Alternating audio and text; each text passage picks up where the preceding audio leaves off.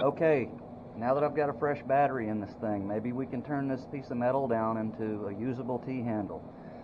Very frustrated right now. Nothing seems to be going the way I want it to this morning. Anyway, we turned this end down, got it back round. I've checked. I'm as round as I'm going to be.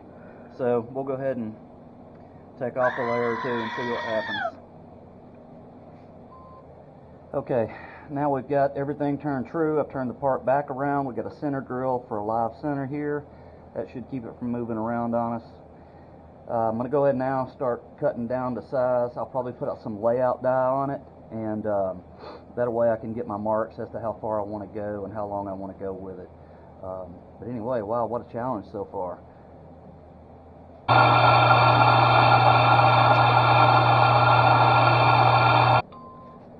Okay, now that we got the major portion of this turned down, oh my God, that was painful.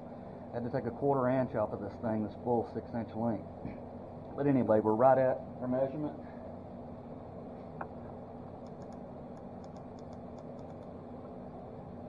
Right at 600 thousandths, that's where we wanted to be. So I'll take some emery cloth and I'll polish this up a little bit, and then I'll part this off, spin it around, and then we'll machine this end of it and get ready to go to the milling machine.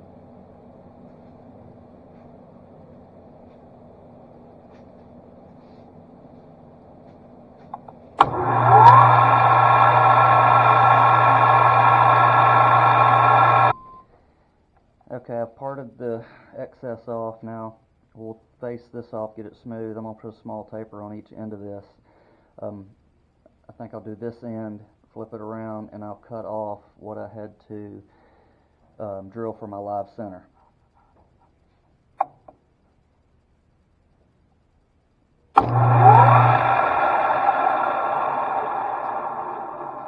That's a little fast. Let's slow that down.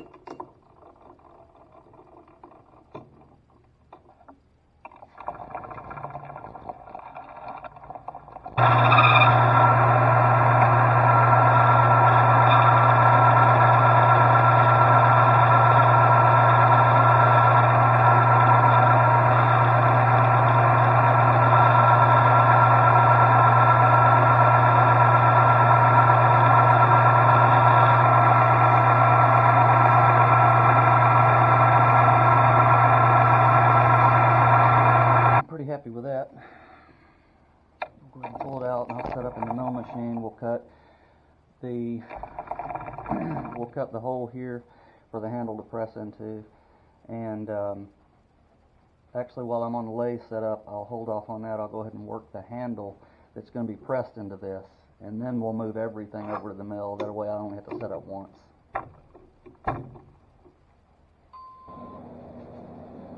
Because this handle is 10.5 inches long, I'm going to go ahead and center drill each end of it so I can work half the handle at a time. So the two ends, left and right, are going to be turned down to a smaller diameter than the portion that is going to be press fit into the other part of the handle.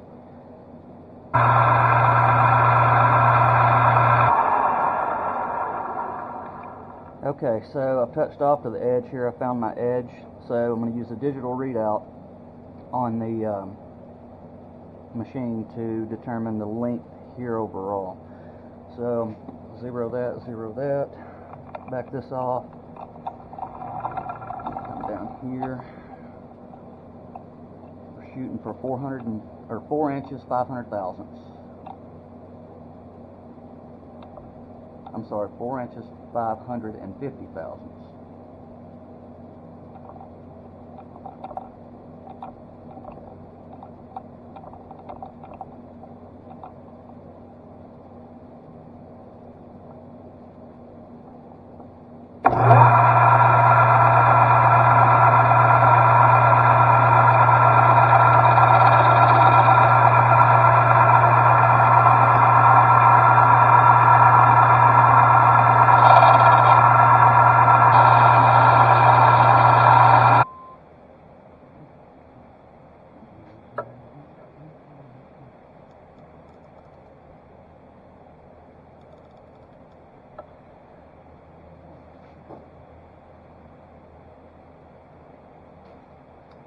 Now that I've got this turned down, I'll come back, machine the center here for this portion of it.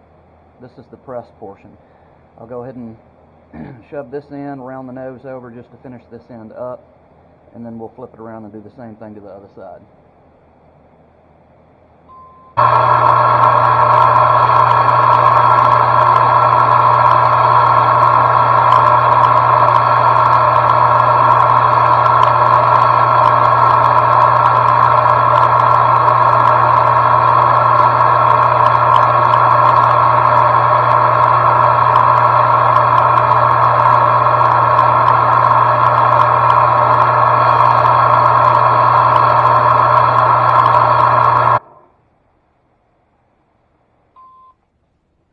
Alright, so the part's back in. Obviously, we're fixing to work this part here.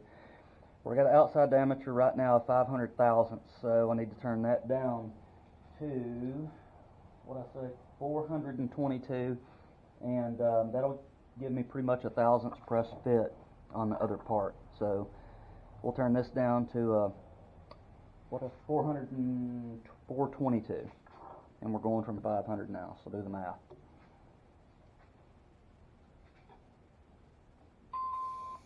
Okay, I moved the camera in a little bit, so maybe you can see a little clearer. This was the press dimension that we needed. So right at 422. I want a couple of tenths over, which won't hurt anything. Just be a little stiffer to press in, but that should work. I don't know, I may put a knurl on this end right here.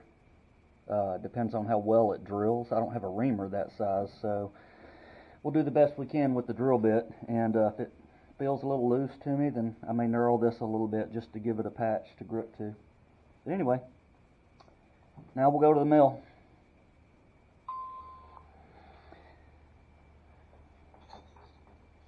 Okay, so earlier we talked about some tools that I may have talked about or I may not have.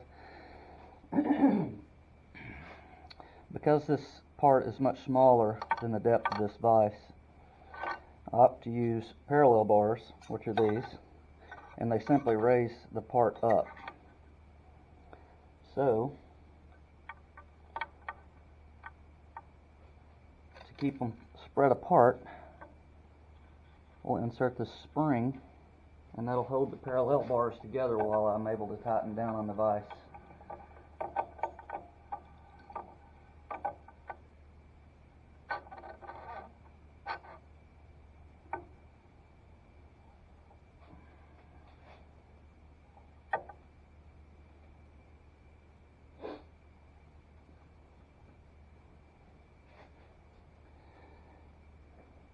Now then, this is 400, I'm sorry, how much is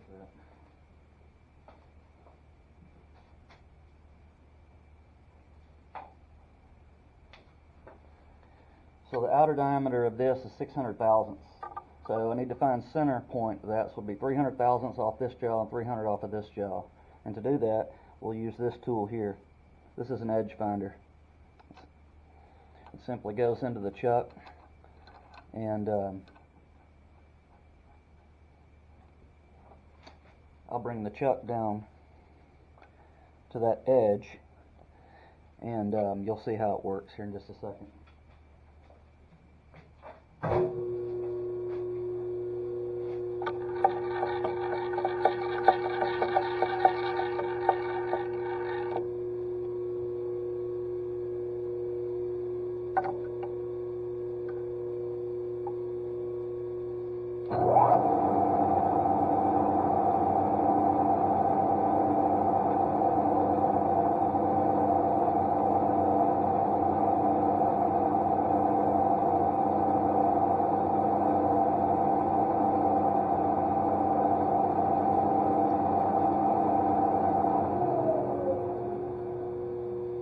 So I don't know if you can see that very well, but this is spring loaded.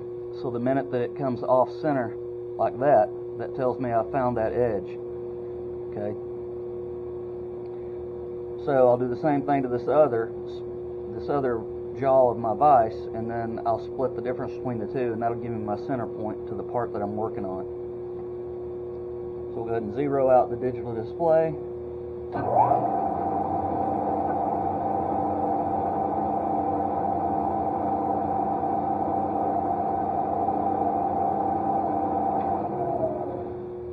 So that gives me 412, so it'll be 206 will be the center.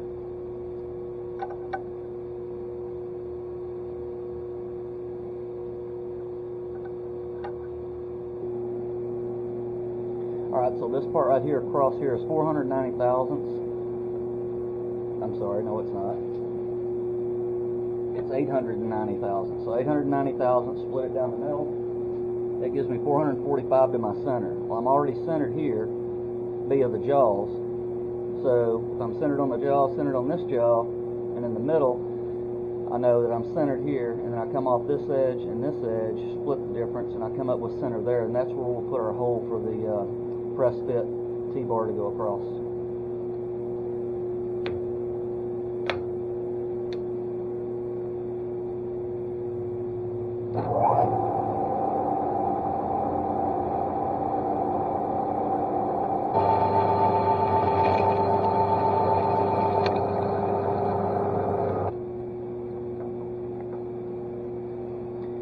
I like to chamfer these, especially when I'm doing a press fit, because it helps me to get the bar started a lot easier.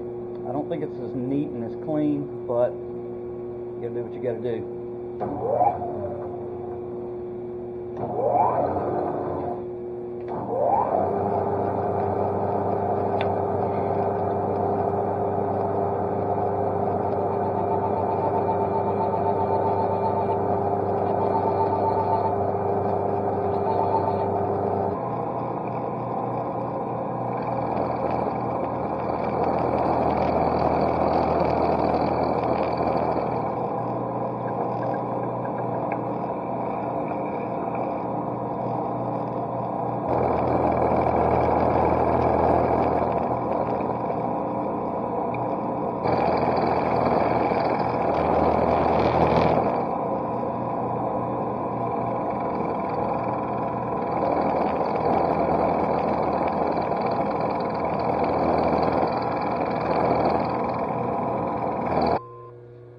Okay, so we're back over here in the lathe. As I feared, my drill bit, it wasn't able to punch a hole as accurate as I wanted it to. It ended up over drilling by about half a thousandths. So I've decided I'm going to go ahead and put a knurl on the pressed area here, just to ensure that it doesn't slip out, you know, when I'm tightening something down or whatever. But anyway, we'll go ahead and put a little knurl on it, and that'll tighten it up, and then we'll put it all together and see how she looks.